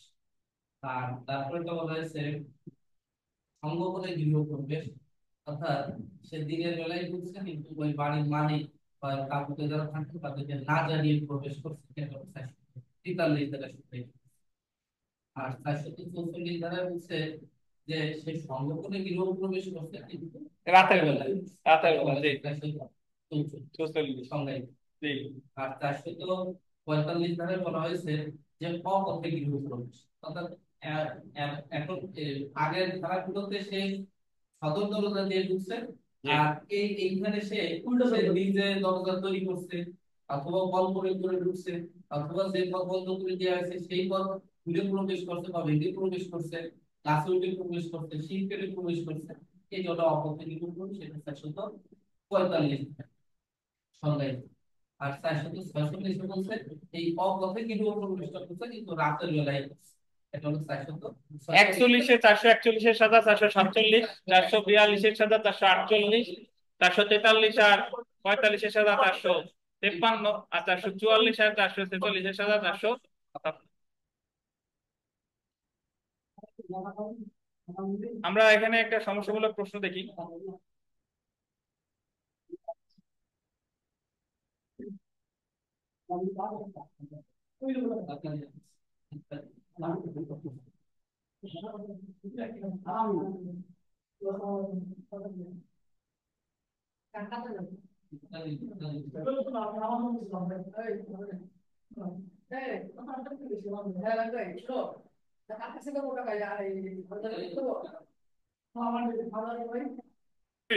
যে এখানে একটা সমস্যামূলক প্রশ্ন আছে যে কামাল তার দরজায় দাঁড়ানো অবস্থায় আছে, জামাল কামালকে দিনের বেলায় ধাক্কা দিয়ে গৃহে প্রবেশ করে, ধাক্কা দিয়ে ঢুকে গেছে, জামাল কোনো অপরাধ করেছে এবং শাস্তি কি? তাহলে এই যে যে ধাক্কা দিয়ে যে প্রবেশ করে ফেলছে, এটা আর শুধু গৃহপ্রবেশ নাই, এটা হয়ে গেছে কি অপথে অনধিক গৃহপ্রবেশ। 445 ধারা, 445 ধারা, আর 445-এর সাজা আছে কততে? 453-তে। তাহলে অপথে গৃহপ্রবেশ কি 6টা উপায় হতে পারে, বিস্তারিত আলোচনা করে করে দিবেন, এই হচ্ছে কথা। তো এরপরে এখানে কিছু অপরাধ, মানে কিছু আছে, একটু পড়ি দেখেন। নিম্নলিখিত ক্ষেত্র সমূহে পেনাল কোডের সংশ্লিষ্ট ধারা অনুযায়ী অপরাধের নাম এবং সর্বোচ্চ সাজা উল্লেখ করুন। এগুলা সবই আমাদের প্রায় পড়া হয়ে গেছে। দেখেন, আরিফ তার নিজের ব্যবহারের উদ্দেশ্যে একটি নৌকা তৈরি করার জন্য বদরুলের জমিতে তার সম্মতি ব্যতীত একটি গাছ কেটে ফেলে। তাহলে আরিফ কি করছে? চুরি। চুরি করছে কি? চুরি করছে। আরিফ ইচ্ছাকৃতভাবে একটি ব্যক্তি মালিকানার গাড়িকে বাধা দেয়, যাতে 4 ব্যক্তি কি করেছিল?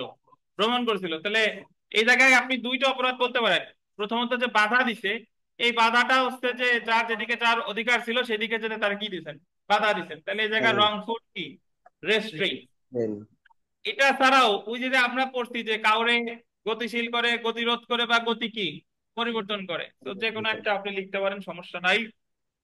তাহলে মনিব কিছু মালপত্র বিক্রি করে টাকা আনার জন্য, মানে এই মনিব কিছু মালপত্র বিক্রি করে টাকা আনার জন্য কে পাঠায়।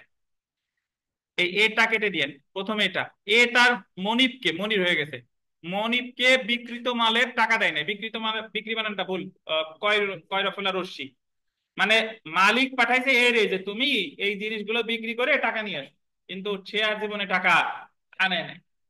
তাহলে এই জায়গায় সে কি করছে বলেন তো? অসাধুভাবে সম্পত্তি আত্মসাৎ করছে। আর যেহেতু তার সাথে এর কিসের সম্পর্ক আছে? বিশ্বাসের সম্পর্ক আছে, তাই এই আত্মসাৎটা হয়ে গেছে কি অপরাধজনক বিশ্বাস ভঙ্গ। আর করেছে কি? চাকর বা ক্লার্ক। তো এটা সে দণ্ডিত হবে কত ধারায়? 408 ধারায়। সাজা সর্বোচ্চ কত? 7 বছর। 7 বছর।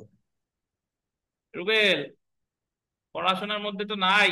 আপনারা ভাবেন কি যে পরীক্ষার ডেট দেখ আসবো, পড়ে গরম গরম জিলাপি যেরকম স্বাদ লাগে, গরম গরম পড়ে পরীক্ষার খাতায় যাইয়া লেখবো? ঠিক আছে, এখন সেই গরম, বেশি গরম হইলে আবার কি ঠোঁট গাল কি পুড়ে যায়। ঠিক আছে, তো এই জন্য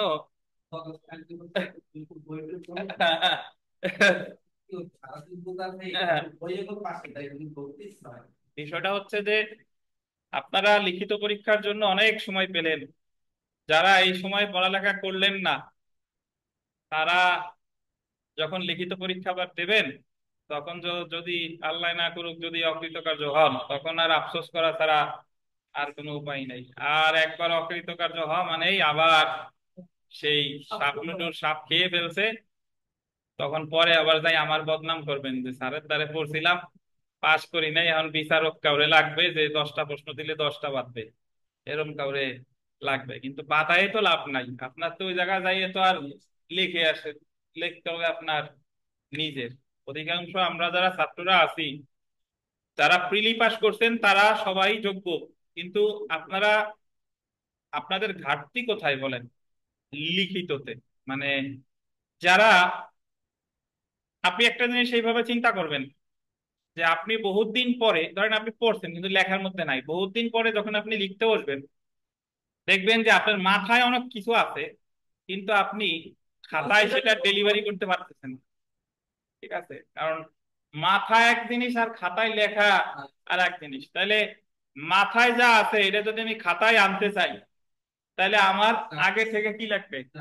প্র্যাকটিস লাগবে। Practice, practice and practice. আমি আপনাদের উদাহরণস্বরূপ একটা, আমি আমার নিজের একটা কথা বলি। সেটা হলো যে বিজিএস পরীক্ষা বহুবার দিছি। তো বিজিএস লিখিত পরীক্ষা হলো 10টা, 10টা লিখিত পরীক্ষা, 10 দিনে 10টা হয় 100 মার্কের। তো প্রস্তুতি নিয়ে প্রথম 2 দিনটা পরীক্ষা দিতে ভারী কষ্ট হইতো। মানে প্রথম 2 দিন না, বাংলা ইংরেজি বা ওই যে জেনারেল অ্যাফেয়ার্স, ইন্টারন্যাশনাল অ্যাফেয়ার্স, এই পরীক্ষা হয়।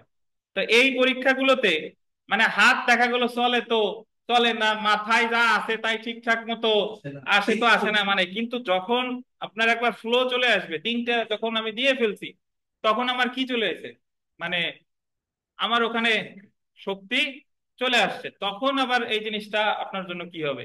সোজা হবে। তাহলে এই হলো মূল বিষয়বস্তু। ওয়ালাইকুম আসসালাম। জি। তো তাহলে আমরা একটু আজকের পড়ায় আসি। দেখেন, আহ, জালিয়াতি বা মিথ্যা দলিল প্রস্তুতি, 18 নম্বর প্রশ্ন। এজন্য সময় থাকতে রুবেল সাহেব, এই যে আপনারা যা জিজ্ঞেস করি আপনার মাথায় ঢোকে না বা আসে না, এই আর কি। দেখেন, চুল মাথায় ভালোই গজাইছে, এত চুলের দরকার নাই, পরেও ওই করে জড়াই ফেলেন। হ্যাঁ। তো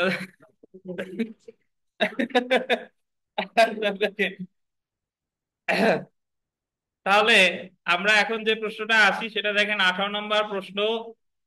জালিয়াতি বা মিথ্যা দলিল প্রস্তুতকরণ বলতে কি বোঝায়? জালিয়াতির ইংরেজিতে বলে ফরজারি, আর মিথ্যা দলিল প্রস্তুত বলে false document, making a false document. তো আপনারা দেখি ভুইয়া একটু বলেন তো, যে আমরা যে প্রতারণা করছি, প্রতারণা কারে বলে? ভুইয়া বলেন তো।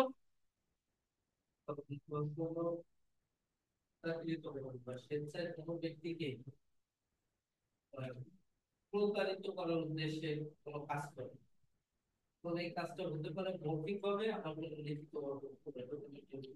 শুনেন, প্রতারণার যে কাজ, ছলনা বা তঞ্চকতা, এই ছলনা বা তঞ্চকতা যদি ডকুমেন্ট আকারে করা হয়, অর্থাৎ আপনি একটা মিথ্যা দলিল তৈরি করছেন আর একজনকে ঠকানোর জন্য, তখনই আপনি কি করেছেন বলে গণ্য হবে, জালিয়াতি বলে গণ্য হবে। অর্থাৎ প্রতারণাটা ডকুমেন্ট রিলেটেড হতে পারে, আবার নাও হতে পারে, কিন্তু জালিয়াতি সর্বদাই কি হতে হবে? Document related. এবং জালিয়াতির ক্ষেত্রে সর্বদা সবার আগে যেটা থাকতে হবে সেটা হলো মিথ্যা দলিল প্রস্তুত। মিথ্যা দলিল প্রস্তুত। আমাদের দণ্ডবিধির 463 ধারা জালিয়াতির সংজ্ঞা দিয়েছে, 464 ধারা মিথ্যা দলিল প্রস্তুতের সংজ্ঞা দিছে। অর্থাৎ যদি কোনো মিথ্যা দলিল প্রস্তুত করা হয় কিসের উদ্দেশ্যে? 463 ধারায় 5টা উদ্দেশ্য আছে। কাউরে ঠকানোর উদ্দেশ্যে, কোনো অধিকার দাবি করার জন্য, কাউরে প্রতারণা করার জন্য, এরকম কোন উদ্দেশ্যে যদি মিথ্যা দলিল প্রস্তুত করা হয় তাহলে সে জালিয়াতি করেছে বলে গণ্য হবে। একটু পরে দেখেন জালিয়াতি বা ফরজারি। সাধারণত প্রতারণামূলক বা অসৎ অভিপ্রায়ে কোনো মিথ্যা দলিল প্রস্তুত করাকে জালিয়াতি বলে। দণ্ডবিধির 463 ধারা অনুযায়ী কোনো ব্যক্তি জালিয়াতি করেছে বলে গণ্য হবে যদি সে নিম্নলিখিত উদ্দেশ্যে কোনো মিথ্যা দলিল বা দলিলের অংশ তৈরি করে। মানে সম্পূর্ণ দলিলটাও তৈরি করতে পারে, অথবা দলিলের কোনো কি নির্দিষ্ট একটা অংশ। চেকে লেখা ছিল 10,000, আপনি সাথে শূন্য একটা যোগ করে দিচ্ছেন, তা দলিলের অংশ কি করছেন? চেঞ্জ করে আপনি মিথ্যা দলিল প্রস্তুত করেছেন, জালিয়াতি করেছেন বলে গণ্য হবে। তাহলে কি কি? কোনো ব্যক্তি বা জনসাধারণের ক্ষতি সাধন করতে, আপনি যদি কোনো ব্যক্তি বা জনসাধারণের ক্ষতির উদ্দেশ্যে যদি কোনো মিথ্যা দলিল তৈরি করেন, তখন আপনি কি করেছেন বলে গণ্য হবে? জালিয়াতি করেছেন বলে গণ্য হবে। কোনো দাবি বা অধিকার সমর্থন করার জন্য মিথ্যা দলিল তৈরি করছেন। আনোয়ারুল হক সাহেব একটা মিথ্যা দলিল তৈরি করে তিনি রুবেলের জমির মালিকানা দাবি করতেছে, অ্যাকচুয়ালি রুবেলের জমির মালিক আনোয়ারুল হক সাহেব না। তাহলে তিনি যে মিথ্যা দলিলটা তৈরি করেছেন এটা কি? জালিয়াতি। কোনো ব্যক্তিকে কোনো সম্পত্তি পরিত্যাগ করাতে সেম কথা, আনোয়ারুল হক সাহেব মিথ্যা দলিল তৈরি করে বলতেছে যে রুবেল, এই জমির মালিক আমি, তোমার বাবা বেঁচে থাকা অবস্থায় আমারে দিয়ে গেছে, তুমি তাড়াতাড়ি জমি থেকে কি উঠে যাও। তাহলে আনোয়ারুল হক সাহেব জালিয়াতি করেছে বলে গণ্য হবে। কোন লোককে প্রকাশ্য বা অপ্রকাশ্য চুক্তি সম্পাদনে বাধ্য করতে, আপনি মিথ্যা দলিল প্রস্তুতের মাধ্যমে যদি কাউরে চুক্তি সম্পাদনে বাধ্য করেন তাহলেও জালিয়াতি করেছেন বলে গণ্য হবে। প্রতারণা করার অভিপ্রায় বা প্রতারণা হতে পারে এমন কোন উদ্দেশ্যেও যদি কোনো কাজ করেন তাহলেও সেটা কি বলে গণ্য হবে? জালিয়াতি বলে গণ্য হবে। সুতরাং 463 ধারায় উল্লেখিত কোন অভিপ্রায় কোন মিথ্যা দলিল প্রস্তুত করা জালিয়াতি হিসেবে গণ্য হবে। উপর উল্লেখিত অভিপ্রায় জালিয়াতি অপরাধের জন্য অপরিহার্য। এখানে একটা উদাহরণ করি, দেখেন, এটা গুরুত্বপূর্ণ। দেখেন, পলাশের নিকট মামুন কর্তৃক লিখিত এবং ফুরি কর্তৃক পরিশোধনীয় 10,000 টাকার একখানা ঋণপত্র আছে। এই ঋণপত্রটা আছে পলাশের কাছে, এটা লেখছে কে? মামুন। আর মামুন লিখলেও, মামুন যা লিখছে এই টাকাটা পরিশোধ করবে কে? ফুরু। ফুরু পলাশের কাছে হলো আছে। আর এই ঋণপত্র নেন চেক, চেকটা লেখছে হলে মামুন, আর এই টাকাটা পরিশোধ করবে কে? ফুরু। পলাশ ফুরুকে প্রতারিত করার উদ্দেশ্যে 10,000 টাকার সাথে একটি শূন্য যোগ করে, মানে যার কাছে পলাশের কাছে আছে, পলাশ 10,000 টাকার সাথে একটা শূন্য কি যোগ করে টাকার পরিমাণ 1,00,000 টাকা করে, যেন ফুরু বিশ্বাস করে মামুন উক্ত পত্রটি লিখেছে। ফুরু বিশ্বাস করে যে লেখছে তো মামুন, তাহলে মামুন 10,000 না লিখে লিখছে কত? 1,00,000। বা প্রকৃতপক্ষে লিখছে কে? পলাশ। যার কাছে চেকটা বা ঋণপত্রটা আছে। তাহলে এক্ষেত্রে পলাশ জালিয়াতি করেছে বলে কি হবে? গণ্য হবে। আমি আনোয়ারুল হক সাহেবের কাছে একটা চেক দিছি, যে এই চেকটা আমি লিখে দিছি, আমি সনি খান লিখে দিছি, আনোয়ারুল হক সাহেবকে বলছি যে এই চেকের যে অর্থ লেখা আছে এই অর্থটা ওই রুবেল আপনারে দিয়ে দিবেন, রুবেল আপনারে দিয়ে দিবেন। এখন আমি লিখছিলাম 10,000, আনোয়ারুল হক সাহেব চেক, ওনার চেকে আমার চেকের ওই 10,000-এর সাথে উনি আর একটা শূন্য যোগ করে দিছে, যাতে রুবেল ভাবে যে সনি খান 10,000-এর জায়গায় কত লিখছে, 1 লাখ। বাট এই জায়গায় তাহলে জালিয়াতিটা করছে কে? আনোয়ারুল হক সাহেব। আর মূল উদাহরণে করে কে? পলাশ। স্যার এটা আরেকটু সহজ করে উদাহরণটা দেওয়া যায় না, যে একজন ব্যক্তিকে চেক লেখা, চেকে 10,000 টাকা লিখে তাকে ব্যাংকে পাঠানো হলো, প্রতিমধ্যে সে আরো একটা শূন্য যোগ করে নিল, সে জালিয়াতি করলো। এভাবে একটু সহজ করে লেখা যায় না স্যার? যাই, সবগুলো একই মাঝখানে মামলা ছিল। সহজ করে লেখা যাবে না কেন? অবশ্যই যাই, কিন্তু উকিলের ভাষা সহজ না। জি স্যার। কোর্টে কি, কোর্টে তো আরামদায়ক মানে পোশাক পরা যায়, টি শার্ট বা এগুলা, কিন্তু পরতে হয় কি ওই যে কোট, তারপরে গাউন, এগুলা পরে যেতে হয়। তাহলে সব জায়গায় সহজ সিস্টেম থাকলেই করা যাবে না। বুঝার স্বার্থে আপনি যেটা বলছেন ঠিক আছে আব্বাস সাহেব, জি আপনি স্যার, ওই উদাহরণ লিখলেও হবে, বাট এই যে যে উদাহরণ, এটা সরাসরি বইয়ের উদাহরণ, মানে বুঝতে পারছেন কিনা এ হচ্ছে কথা। এটা বুঝতে পারছি স্যার। জি ঠিক আছে, ধন্যবাদ। তাহলে এখন আমরা একটু চলে আসি যে মিথ্যা দলিল প্রস্তুত, বা যখন একজন ব্যক্তি মিথ্যা দলিল প্রস্তুত করেছে বলে গণ্য হয়। যে দলিল তৈরি করার কোনো ধরনের আইনগত ভিত্তি নেই, সেই ধরনের দলিল তৈরি করাকে মিথ্যা দলিল প্রণয়ন বলা হয়। মিথ্যা দলিল প্রণয়ন প্রসঙ্গে দণ্ডবিধির 464 ধারায় টাকা দিবেন, জি, দণ্ডবিধির 464 ধারায় আলোচনা করা হয়েছে। ঠিক আছে, আমি পেমেন্ট করে দেবো, SMS চলে যাবেন আপনার কাছে। তো দণ্ডবিধির 464 ধারায় মিথ্যা দলিল প্রস্তুত সম্পর্কে আলোচনা করছে। দণ্ডবিধির 463 ধারায় উল্লেখিত যে কোনো উদ্দেশ্যে কোনো মিথ্যা দলিল প্রস্তুত করা জালিয়াতি বলে উল্লেখ করা হয়েছে, এবং কোনো ব্যক্তি কখন একটি মিথ্যা দলিল প্রস্তুত করেছে বলে গণ্য হবে তা 464 ধারায় কি উল্লেখ করা হয়েছে। 464 ধারার বিধান অনুসারে কোনো ব্যক্তি মিথ্যা দলিল প্রস্তুত করেছে বলে গণ্য হবে। দেখেন, 3টা উপায় মিথ্যা দলিল প্রস্তুত করা হয়, 3টা উপায়। এই 3টা উপায় আমরা একটু দেখি। দেখেন, ও, যদি প্রশ্ন করে। অসাধুভাবে বা প্রতারণামূলক ভাবে কোন দলিলের অংশ, আন্ডারলাইন করেন, বা কোন দলিল প্রস্তুত করে, স্বাক্ষর করে, সিলমোহর করে বা সম্পাদন করে, যদিও সে জানে উক্ত দলিল প্রকৃতপক্ষে মিথ্যা বা সম্পাদিত হয়নি। আপনি কোন দলিলের পুরো অংশ তৈরি করছেন অথবা কোনো অংশ তৈরি করছেন, জানেন যে এই দলিলের বিষয়বস্তু কি না, সত্য না, তাহলে সেটা মিথ্যা দলিল প্রস্তুত বলে গণ্য হবে। 2 নাম্বার, যদি সে আইনানুগ কর্তৃত্ব ব্যতীত অসাধুভাবে বা প্রতারণামূলক ভাবে কোনো দলিল অন্য ব্যক্তি কর্তৃক প্রস্তুত বা সম্পাদিত হওয়ার পর দলিলের কোনো গুরুত্বপূর্ণ অংশ পরিবর্তন করে। ওই যে চেক দিছিল একজন, সেই জায়গায় আপনি একটা শূন্য যোগ করে দিচ্ছেন, মানে দলিলটা তৈরি করছিল একজন, কিন্তু আপনি দলিলটার কোনো অংশ কি করে ফেললেন, পরিবর্তন করে ফেললেন। আচ্ছা, সেটা হচ্ছে ধরেন এরকম বলছি, একটা দলিলে আপনি 200 টাকা দিচ্ছেন, ঠিক আছে? এখন আপনি দলিল আইনগত ভাবে হয়েছে, পিছনে একটা লাগাই দিচ্ছেন, 1200 করে দিচ্ছেন, ঠিক আছে? 11 লাখ টাকা 81 টাকা করে। আচ্ছা সেকেন্ডে কোথায় যাবে, দলিল তো কোথায় যাবে?